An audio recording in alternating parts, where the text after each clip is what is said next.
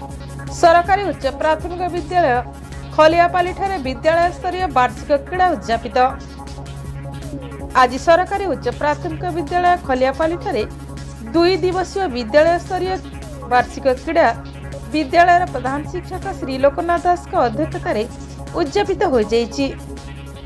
एही क्रीड़ा मुख्य अतिथि भाव परिचालना समितिर सभापति श्री बुद्धदेव कांड जोग देइथिले।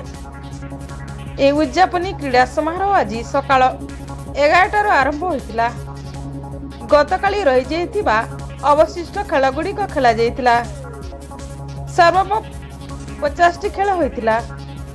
मध्याह्न भोजन पर उच्च प्राथमिकर छात्र माननकु नेई एक स्वतंत्र कबाडी खेलर आयोजन करा जाइतिला।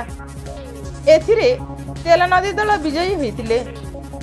ए क्रीड़ा को विद्यालयर शिक्षक श्री प्रभात कुमार बेहेरा, श्री खतुसुना, श्री श्याम सुंदर पात्र, श्रीमती विश्वविभूषिता पंडा, श्री निर्मल पोढ़, श्रीमती लिपिना राणी प्रधान और श्री सुरेंद्र मेहर सहयोग करथिले।